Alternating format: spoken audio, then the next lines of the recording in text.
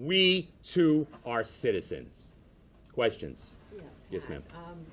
There's retraining that is underway, and the new Deputy Commissioner Julian is talking about being more polite. Suggestion is less aggressive. How do you feel about the training? Do you have any input on how this training is going to We are always in favor of training. It helps us do our job effectively, efficiently, and properly. So I believe we should constantly and continuously train our members. But the training also has to be in the real world. Again, when we're out in the streets, some citizens we deal with that may have made a bad choice or a bad decision or done something that's not exactly right. They respect the police officers, and they comply with what they're being asked. But not all. Sometimes we deal with criminals. And to say, excuse me, sir, can I search you, is not realistically, because the response back is going to be, no, you can't, you're the police and I'm a perp, and you'll not search me. That's not in the real world. The real world is when we're dealing with ordinary citizens on the street, they leave satisfied. We need to hear those stories thousands and thousands of times every day in every borough, no matter what the economics of that neighborhood is. They leave satisfied. But we also deal with criminals, and they're only satisfied when they tear something down. Anarchists who are running the streets that want to lead regular protesters into violent protesters, all they want to do is destroy. Some want to protest, and we respect that right, and we'll protect that right. We will, and we always have. But those amongst that crowd that are anarchists just want to tear down. There's not an answer at the end or a problem to be solved in their mind. Their solve is when they say smoke behind them, and then they leave. Then the rest of us have to remain behind to put it all back together. Pat. Yes, sir. Pat, Sorry. front page of today's Daily News is "We Can't Breathe." This has become a national story. The President of the United States is weighing in. Do you feel that the emotions that some, particularly in the African American community, are feeling today are valid? No, I respect that emotion, and I respect that emotion because that's all they're seeing and reading. But we're leaving out the fact, as we've discussed many times, this was a police officer who was sent to that location to do a difficult job. Had to bring a person to the ground that said, I'm not going, and was resisting arrest. While bringing that person to the ground, yes, they said, we can't breathe. But the police officers and the EMS did what they're supposed to do at that time. If you're speaking, you can breathe. Unfortunately, he died for a number of reasons, and as the grand jury saw and the medical examiner said, it was not a chokehold that killed that person. So we feel badly that there was a loss of life. But unfortunately, Mr. Garner made a choice that day to resist arrest. He's been arrested before. He knew that he'd go to the station house and get a desk appearance ticket and be out by the end of the day. But unfortunately, the choice was not a good choice, and unfortunately, we all live with the tragedy of that death. So the Yes, sir. about the federal investigation, that's the comment, of course. Yeah. Commissioner Bratton talked about the internal affairs investigation. Obviously, your union reps will represent him in that. Can you just talk about what your hopes are for that and for the federal case? What we want in any review, whether it's a federal review or it's the grand jury in Staten Island that made a courageous decision based on the facts, is that we get a fair review. Whether the federal government is looking at the facts won't change. The testimony won't change. It's going to go forward, and the feds, while they look at this, need to look at that same testimony, that same medical examiner's report. And if they do that impassionately, just on the facts, ma'am, as they say, then we'll come to the same decision as well. And it was a just decision, a difficult decision, we understand. But it was a just decision. Why? Because it was based on the facts that were on the table, not what's going on in the street or not what others may want it to be. What exactly did the mayor say that you found upsetting? He spoke about his son, he spoke about concern for his safety, but I just might be missing it. Where exactly did he say that officers... He spoke about we have to teach our children that their interaction with the police and that they should be afraid of New York City police officers. That's not true. We have to teach our children, our sons and our daughters, no matter who they look like, to respect New York City police officers. Teach them to comply with police officers, even if they feel it's unjust. That police officers are protecting them from the criminals on the street. That's what we do. Our city is safe because of police officers. All our sons and daughters walk the streets in safety because of police officers. They should be afraid of the criminals. That's what we should be teaching them. Yes, ma'am. Your officers, despite feeling this way, were out last night on the streets dealing with protesters. And two questions for you. The policy announced by NYPD on Tuesday was that protesters weren't going to be allowed to go out in the streets. They had to stay on the sidewalks. We saw them all out in the streets. Are your officers frustrated about this, and do you think that the policy has been muddled at all in dealing with these protesters? The policy was you can walk on the sidewalk, and if you commit a crime, you'll be placed under arrest.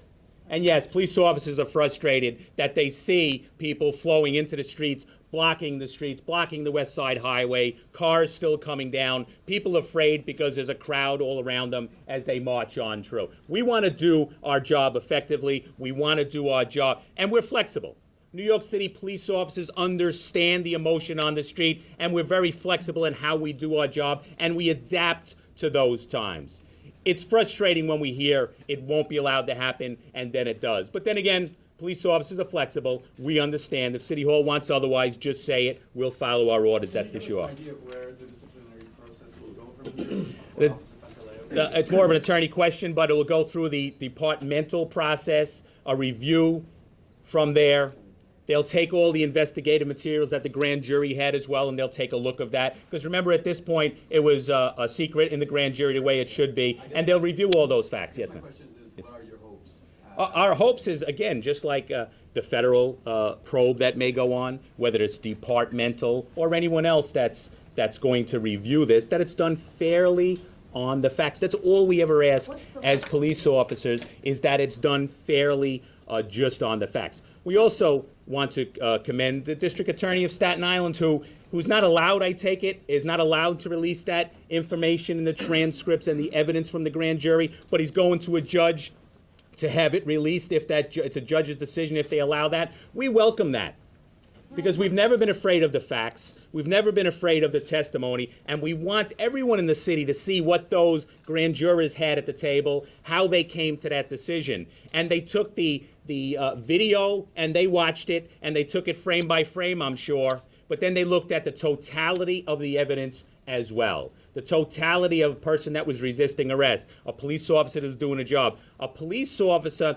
that was doing what he was taught in the police academy, using a takedown maneuver. It was textbook training, and that's what he did. And I believe the grand jurors were courageous in listening to his testimony and all the other evidence that was on the table as well. Pat, what's the difference between a takedown and a chokehold? Can you A explain chokehold is directly around the neck and brought to the ground where it restricts your breathing. If you look at the video impassionately, it was a seatbelt or a takedown maneuver. One arm was under the gentleman's underarm and the other over the shoulder coming down. Now they're bringing him down to the ground as well. Remember, a shorter police officer bringing down a large man to the ground.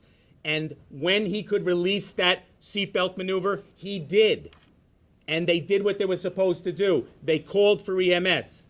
And remember, you do not do CPR on a breathing person. So that was a takedown maneuver, textbook as we're trained. Yes, sir. What's your response to allegations that from the critics that the real problem is an institutionalized racism on behalf of the NYPD? New York City police officers, first off, go out and protect everyone's right. I've been a police officer for 31 years. I've never sat in a radio car and a job came over and anyone ever asked, what color are they, what creed are they, who do they love, who do they live with? It's never, ever happened. We respond to the call, we do it well. The other piece of it is our police department is the neighborhood, is the city. We live here and we look like everyone out in the neighborhood as well.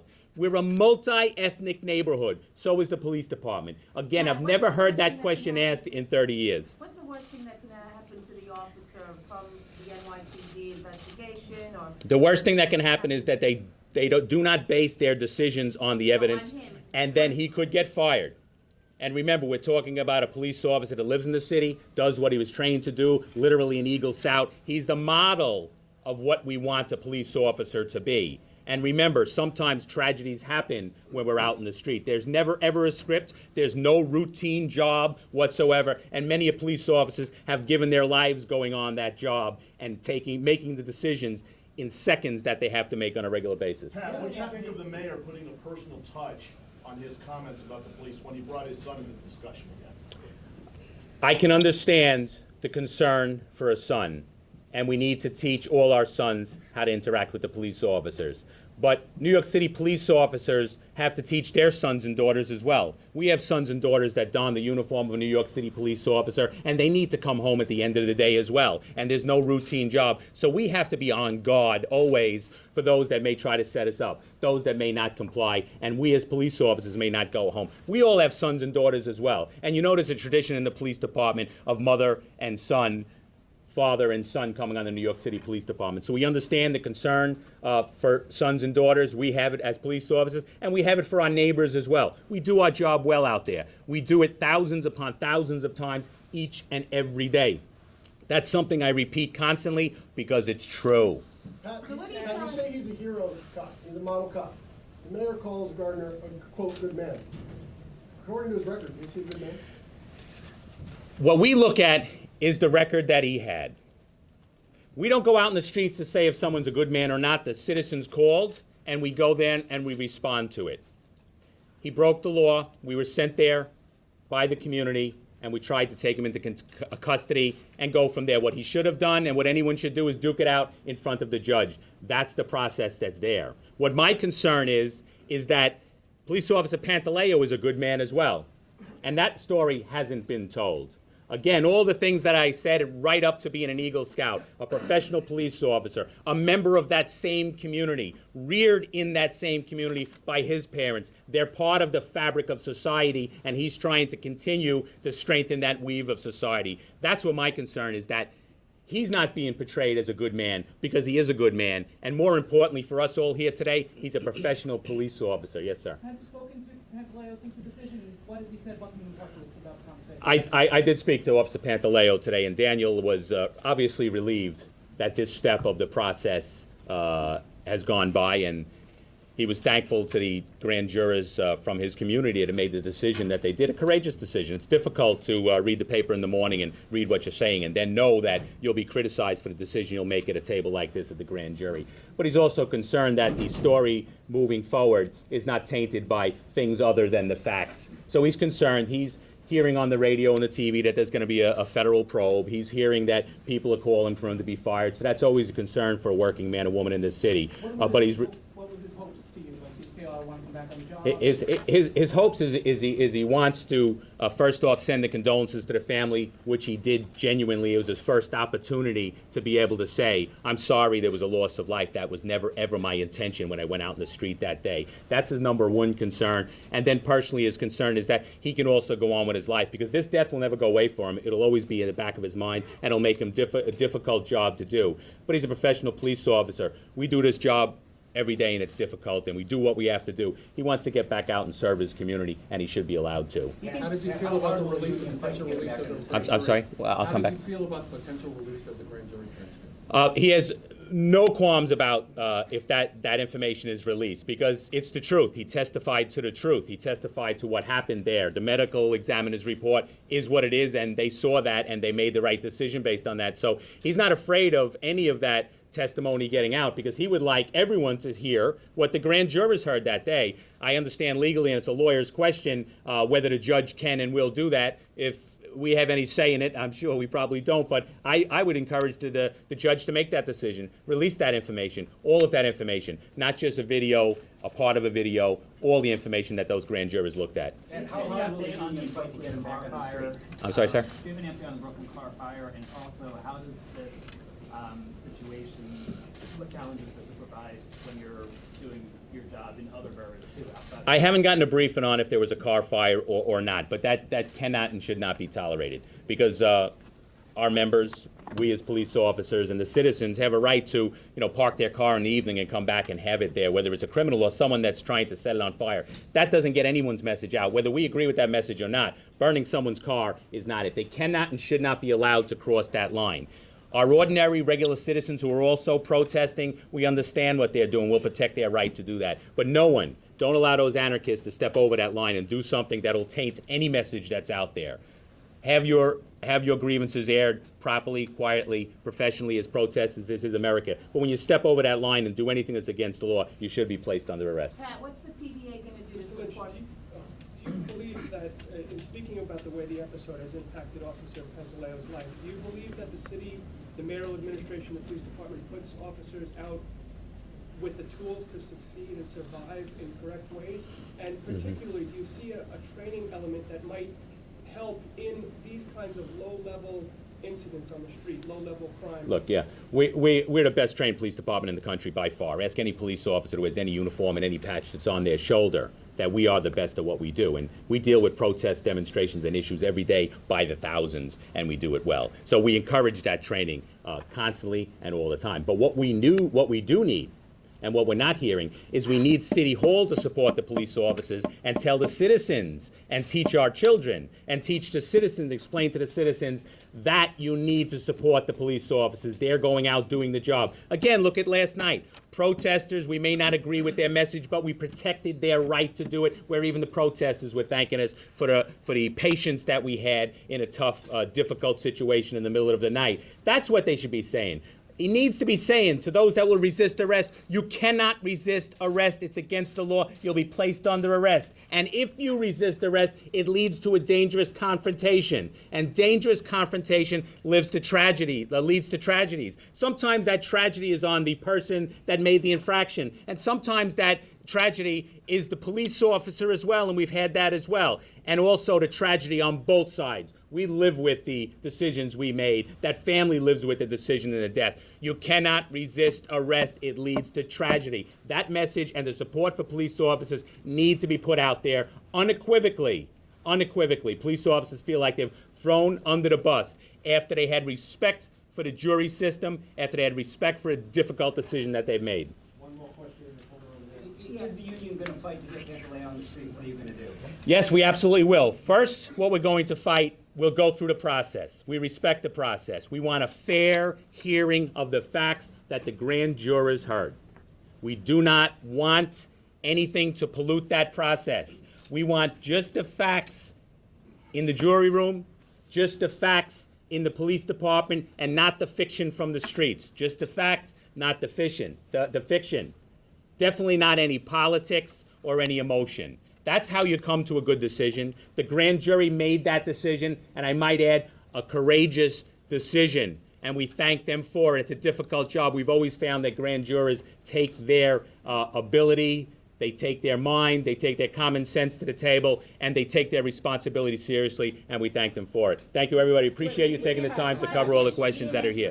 Which one? The question that this gentleman asked Yeah. about what is the PBA going to do to support the We officer are after the we're going to support him with the attorneys that he's entitled to go through the disciplinary process, and we hope that it's a fair process, that it's just based on the facts, not the emotion, just on the facts and not the fiction. That's what we'll do. We've done it before, and we'll continue to do it. Would you recommend for him to go on live in front of a camera and give his side of the story, because here you're concerned about his image right now and how it's being prepared? What he's done is he went through the process that we have, and he testified at the grand jury. And remember this, that was a courageous decision on his part, because he's not mandated to do that.